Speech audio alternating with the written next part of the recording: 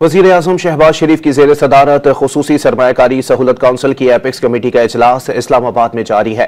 Army chief general Asim Munir समेत आला civil और अस्करी हुकाम इजलास में शरीक हैं। चारों वज़ीर आला, वज़ीर आला गिलगित बल्तिस्तान और वज़ीर आज़म आज़ाद कश्मीर भी इजलास में मौजूद हैं। मजीद जानते हैं डॉन न्यूज़ के चीफ रिपोर्टर इस्लामाबाद सनाउल्लाह खान से। जी सनाउल्लाह, मजीद बताइएगा।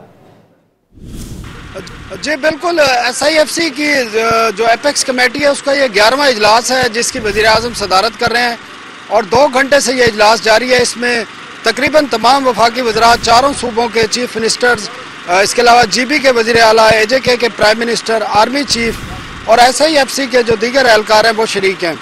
और इस इजलास का में जो डिस्कस किया जा रहा है वो 6-7 नुकात हैं जिन पर डिस्कस किया जा रहा है। एक तो SIFC की जो परफॉर्मेंस है वो उसको रिव्यू किया जा रहा है। जो अब तक SIFC की प्लेटफार्म के ज़रिए मुख्तलिफ प्रोजेक्ट शुरू किए गए हैं उन पर इम्प्लीमेंटेशन का जायज़ा लिया जा रहा है। इसके अलावा जो नए प्रोजेक्ट हैं वो जो आने हैं मुख्तलिफ सेक्टर में, ऑयल एंड गैस है, मिनरल्स है, IT है, एग्रीकल्चर है और दीगर शोबे हैं, उनमें फ़ैसले किए जाएंगे। इसके साथ साथ जो मुख्तलिफ दोस्त ममालिक की तरफ से SIFC के थ्रू मुख्तलिफ इन्वेस्टमेंट आनी है उसका भी जायज़ा लिया जा रहा है। उस हवाले से भी देखा जाएगा कि आने वाले दिनों में कौन से प्रोजेक्ट हैं और उनकी SIFC की मंजूरी के बाद उसका बाकायदा जो एक लीगल प्रोसेस है वो शुरू किया जाएगा और उनकी कैबिनेट से और मुख्तलिफ जो कमेटियाँ बनी हुई हैं कैबिनेट की उनसे मंजूरी ली जाएगी।